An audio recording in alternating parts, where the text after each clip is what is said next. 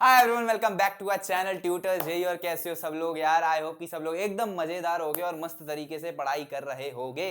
तो आज हम क्या कवर करने वाले हैं? आज यार एक ऐसा टॉपिक कवर होने वाला है जो आपका स्ट्रिंग, साउंड और लाइट तीनों में काम आ रहा होगा, जिसको हम बोलते हैं सुपरपोजिशन, प्रिंसिपल ऑफ सुपरपोजिशन। और इसी में हम इंटरफेरेंस के फॉर्मूले भी देख रहे होंगे।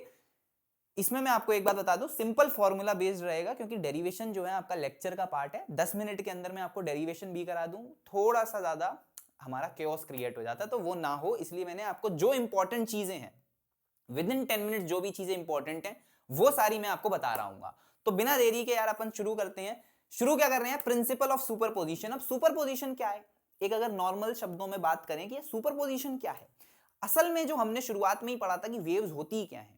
वेव्स क्या है? वेव्स असल में काफी सारे पार्टिकल्स का एसएचएम चल रहा है ना? एसएचएम चल रहा है, काफी सारे पार्टिकल्स का एसएचएम चल रहा है। अब सुपरपोजिशन मतलब कोई दो चीजें आकर के मेरे ऊपर सुपर इंपोज कर रही हैं। असल में बात जो है, अब एक नॉर्मल वर्ड से हमें क्या फीलिंग आती है? वो यही फीलिंग आती है कि यार कोई भी दो चीजें आकर के मेरे ऊपर सुपर इंपोज कर रही हैं, तो मैं उसको सुपरपोजिशन के नाम से समझता हूं। यहां भी कुछ कुछ वैसा ही है। कोई एक वेव इस तरफ से आ रही है, कोई एक वेव इस तरफ से आ रही है, और मैं वो बेचारा आदमी जिसके ऊपर दोनों वेव सुपर इंपोज कर गई। वही क्या चीज है? सुपरपोजिशन। अब हमने वेव्स में क्या पढ़ा था? वेव्स में हमने ये पढ़ा था कि भैया एक पार्टिकल आगे वाले को एनर्जी ट्रांसफर कर रहा है, फिर आगे वाले को कर रहा है, फिर उसके आगे वाले को कर रहा है। असल में हो तो एनर्जी ट्रांसफर ही रही है। वो अपने आगे वाले को, फिर अपने आगे वाले को, फिर अपने आगे वाले को। ये वाली वेव भी वही कर रही होगी, ये भी एनर्जी ट्रांसफर कर रही होगी।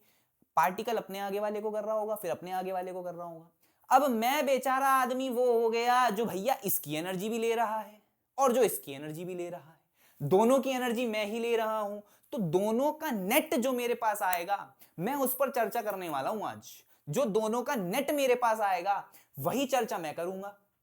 अब इसकी कुछ डिस्प्लेसमेंट मेरे पास आई, इसकी भी कुछ डिस्प्लेसमेंट मेरे पास आई, तो जो मैं वो पॉइंट हूं जिस पर दोनों वेव्स आ रही हैं और मेरे ऊपर सुपरपोजिशन हो रहा है, तो मेरी जो डिस्प्लेसमेंट होगी वो क्या होगी? वो होगी y1 प्लस y2।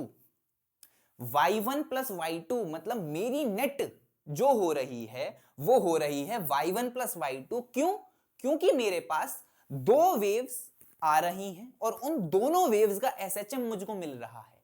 इसीलिए सिंपल भाषा में असल में हो क्या रहा है? Vector addition of displacements of both the waves.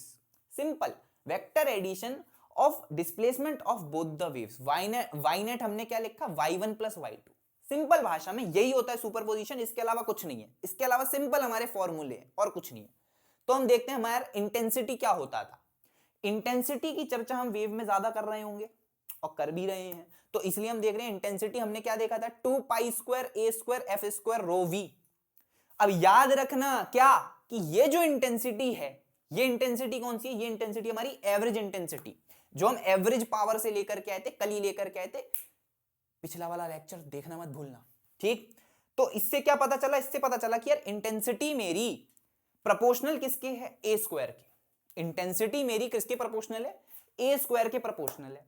अब आप देखो कि मैंने क्या बोल दिया? मैंने बोल दिया फ्रीक्वेंसी रो वी सब क्या है? सेम है। अगर ये सेम हुए तभी मैं डायरेक्टली बोल सकता हूं कि ये प्रोपोर्शनल है ए स्क्वायर के, ठीक है? अब सर आपने फ्रीक्वेंसी सेम करी, तो इन सोर्सेस को कुछ बोलते हैं। इन सोर्सेस को बोलते हैं कोहेरेंट सोर्सेस। क्या बोलते हैं? इनको बोलते हैं कोहेरेंट सोर्सेस। ठीक है, चलिए आगे बढ़ते हैं। आगे बढ़े तो यार इस पॉइंट को मान लो ये वो पॉइंट है जिसपे सुपर इंपोज हो रही है दो वेव्स। ये एक सोर्स है, ये एक सोर्स है।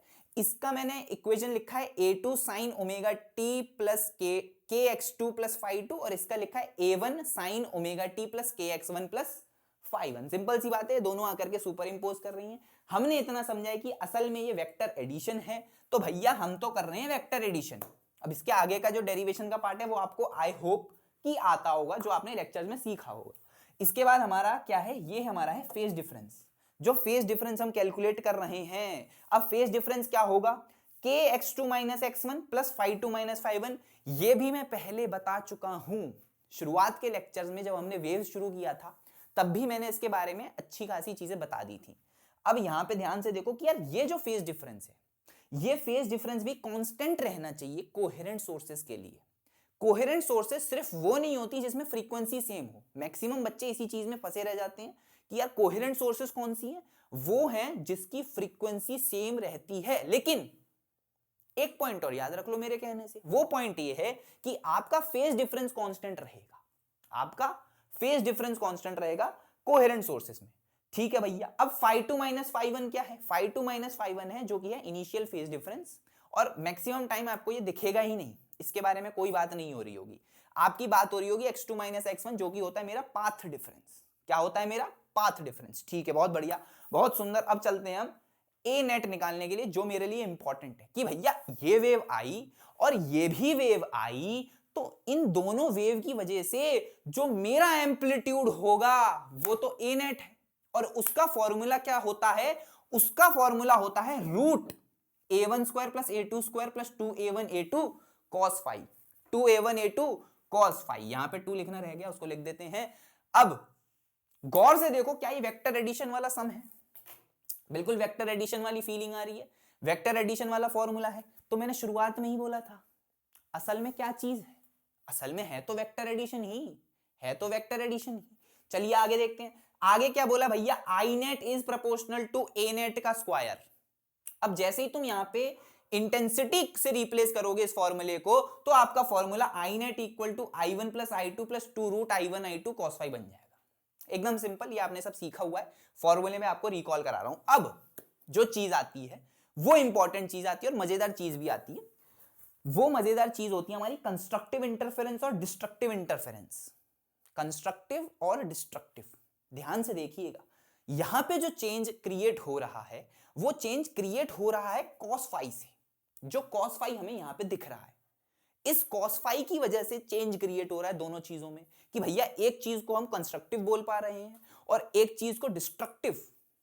मतलब जब दोनों वेव्स आ रही हैं, तो मैं वो सोर्स हूं जो या तो कंस्ट्रक्टिव इंटरफेरेंस शो करेगा या डिस्ट्रक्टिव इंटरफेरेंस शो करेगा। वो डिफरेंस मैं क्रिएट कर पा रहा हूं कॉस फाई से। अब वो जो डिफरेंस है वो हम कैसे क्रिएट करते हैं कि हम देखते हैं कॉस फाई की मैक्सिमम वैल्यू और मिनिमम वैल्यू क्या हो सकती है।